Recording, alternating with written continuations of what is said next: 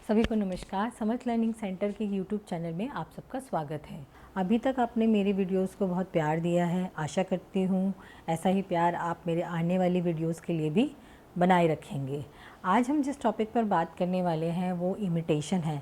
इसके लिए मुझे कई पेरेंट्स ने मैसेज भी किया कि मैम इमिटेशन को लेकर आप वीडियोज़ बनाइए। इमिटेशन को हम नॉर्मल लैंग्वेज में कॉपी करना या नकल करना भी कह सकते हैं। नकल से हम बहुत सारी चीज़ें सीखते हैं। मेरा ऐसा मानना है कि हम शुरुआती जो हमारा लर्निंग है वो प्रॉपर ही नकल पर डिपेंड करता है।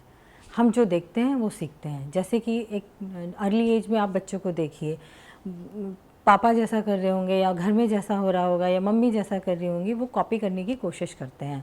उनको उसके बारे में उसका अर्थ नहीं पता, बट वो जैसा देखते हैं वैसा करने की कोशिश करते हैं। तो यही चीज़ें हम लर्निंग में भी, जैसे कि आप देखते हैं एजुकेशन में प्रॉपर जो अर्ली एज में हम कोशिश करते हैं कि बच्चा हमारी कॉपी करे, लिखने में हो, बोलने में हो, सब चीज़ों में हम कॉपी का बहुत बड़ा पार्ट रखते हैं। तो कहा जा सकता है कि जो लर्निंग है वो कहीं ना कहीं हमारी इमिटेशन पर डिपेंड करती है और इमिटेशन लर्निंग को इफ़ेक्ट करती है। जितना अच्छा आप इमिटेट कर पाते हैं उतना अच्छा आप लर्न कर पाते हैं, मेरा ऐसा मानना है। इमिटेशन कहाँ से शुरू होती है? इमिटेशन मुझे लगता है 4 या 5 महीने के बच्चे से हम इमिटेशन एक्सपेक्ट करना शुरू कर देते हैं। हम जैसे फेसेस बनाते हैं, हम चाहते हैं वो भी बनाए। तो कहीं ना कहीं हम चाहते हैं कि ये लर्निंग है, हम उसे इमिटेशन के द्वारा ही लर्निंग करानी शुरू करते हैं। पहला तरीका ही लर्निंग का इमिटेशन है, इससे ये पता चलता है। धीरे धीरे वो चीज़ें एडीएल यानी जीवन को जीने के लिए जो हमें काम ज़रूरी हैं हम वो करते हैं। जैसे ब्रीदिंग हो सकता है, वो हम इमिटेट करवाते हैं बच्चों को। ब्रशिंग हो सकता है, ग्रीट करना हो सकता है, लोग आए हैं नमस्ते करो, दुआ करो, सलाम करो, या पैर छुओ। ये इस तरीके के जितने भी एडिकेट्स हैं हम कॉपी कराते हैं बच्चों को, और फिर वो धीरे धीरे उस कॉपी से उसकी लर्निंग में तब्दील हो जाता है। इन सब बातों से ये पता चलता है कि इमिटेशन कितना इम्पॉर्टेंट रोल प्ले कर रही है बच्चे की लर्निंग के लिए। इसी चीज़ को हम आगे लाइफ में देखते हैं। सिंगिंग हो गया, डांसिंग हो गया, कोई भी अदर स्किल हो गई, वो पहले कॉपी ही की जाती हैं, पहले इमिटेट ही की जाती हैं, तब वो आप उसमें स्किल्स आपके अंदर डेवलप होती हैं और तब वो चीज़ें लर्न होनी शुरू होती हैं और तब आप उसमें परफेक्शन आती है। तो इमिटेशन को लेकर आपको ये नहीं सोचना चाहिए कि इमिटेशन बड़ा ही इजी चीज़ है। इमिटेशन इजी है, बट उसको कराने का तरीका हम लोग कई बार गलत अडॉप्ट कर लेते हैं। हम इंस्ट्रक्शन और इमिटेशन दोनों को मिक्स करने लगते हैं, वहाँ पर जो इमिटेशन है वो डिस्टर्ब होने लगती है। आगे आने वाली वीडियोज़ में मैं आपको बताऊँगी कि हमें इमिटेशन कैसे इंट्रोड्यूस करनी है छोटे बच्चों में। ये बच्चे नॉर्मल भी हो सकते हैं, स्पेशल नीड भी हो सकते हैं। तो अर्ली एज में हम इमिटेशन कैसे इंट्रोड्यूस करें बच्चों को, उसको लेकर कुछ एक्टिविटीज़ आगे आने वाली वीडियोस में आपको देखने के लिए मिलेंगी। इमिटेशन अगर बच्चा करने लगता है तो बहुत सारी चीज़ें वो खुद ब खुद भी सीखने लगता है। कई बार ऐसी सिचुएशंस में हम होते हैं कि हम बच्चों को वर्बल कमांड नहीं दे सकते, हमें लगता है शायद वो इरिटेट ना कर जाए या शायद वो सुने या ना सुने।